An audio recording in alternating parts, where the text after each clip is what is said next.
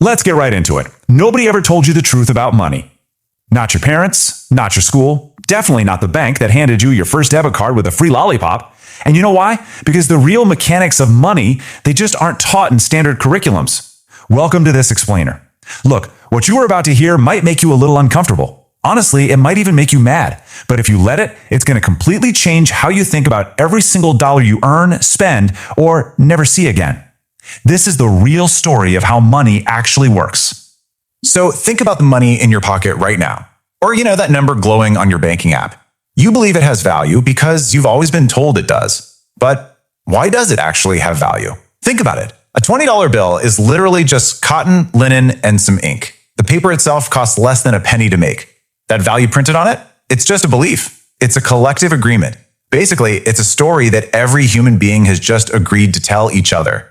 And what's really wild about this is that the story, at least the way it works today, is essentially a massive 50-year-old collective illusion. See, before 1971, your money was, theoretically anyway, backed by actual physical gold sitting in a vault somewhere. But then, on August 15th, 1971, Richard Nixon sat down in front of a TV camera and completely severed that physical tie. He called it a temporary emergency measure. Right. Well, here we are, 53 years later, living in a world where your dollar is backed by absolutely nothing but trust. That single, supposedly temporary broadcast permanently detached our money from physical reality. And let me tell you, it fundamentally altered your salary, your savings, and your debt in ways the school system completely glosses over. Which brings us to Section 2, the construct, or how banks actually work. Okay, we need to shift gears here and expose the hidden, kind of uncomfortable mechanics of the modern banking system. I'm going to tell you something that will probably make your head spin the first time you hear it. When a bank gives you a loan, it does not pull money from a vault. It doesn't transfer somebody else's savings into your account. Banks literally type your loan money into existence. I'm serious, out of thin air. And this isn't some conspiracy, it's publicly acknowledged.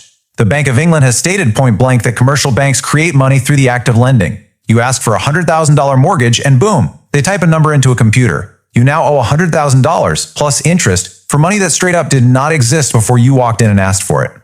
So here is the absolute mathematical trap of it all.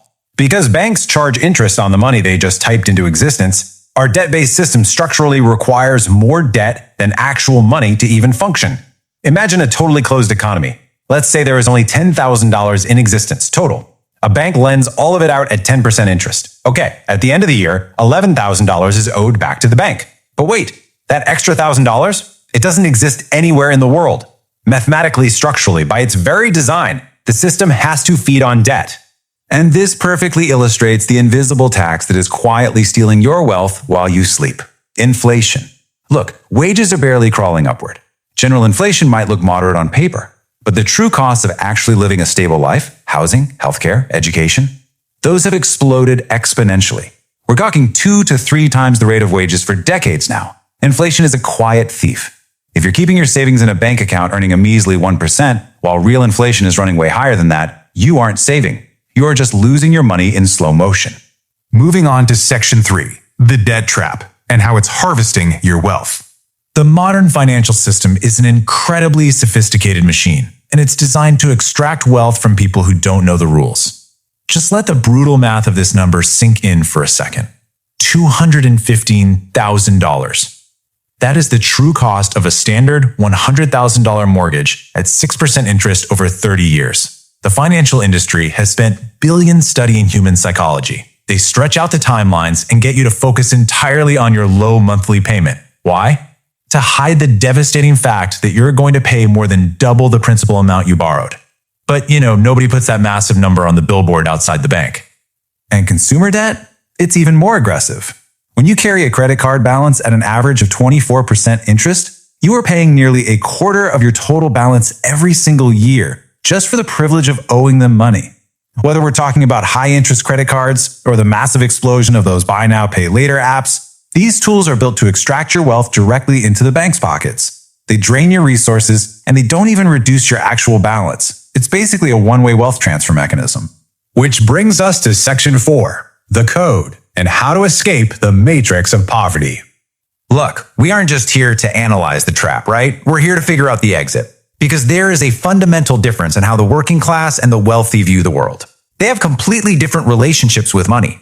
Most people spend their lives accumulating liabilities, things that literally take money out of their pockets every month, like nice cars, expensive clothes, and even their primary house, and they mistakenly call those things assets. The wealthy, on the other hand, focus relentlessly on true assets, rental properties, dividend stocks, equity, businesses. They accumulate things that put cash into their pockets while they sleep, whether they clock in for work that day or not.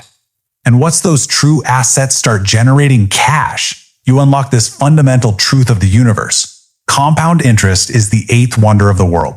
Now, whether Albert Einstein actually said that or not, it doesn't matter, because the sentiment is mathematically flawless. Compounding is the absolute magical engine of generational wealth. It's not linear, it is exponential. Let's just look at the sheer force of that math for a second. A single, untouched initial investment of just $1,000, it transforms into $44,000 in compounded growth over 40 years at a 10% return. Your money grew to $45,000 total, and you literally didn't lift a finger. The exponential growth did all the heavy lifting for you. This right here is the power the wealthy teach their kids, and it's exactly what the school system completely left out of your education. Now, to actually capture those returns, we've got to talk about where wealth is built. The stock market. People think it's an emotional casino, and in the short term, yeah, it kind of is. But in the long term, it is a wealth engine. See, when you buy a share of stock, you are not pulling a lever on a slot machine. You are buying a fractional ownership stake in a real revenue-generating business, a company with employees, products, and customers. Sure, in the short term, prices swing wildly based on fear and the 24/7 news cycle. But over decades, the market reflects the true underlying growth of the entire economy. And this brilliantly highlights how different people play the game. The losing strategy is reacting to all that emotional noise. It's buying when prices are sky high because the news is hyping it up, and then panic selling when the headlines get terrifying. The winning strategy, however, is beautifully, boringly simple, and it's driven entirely by math.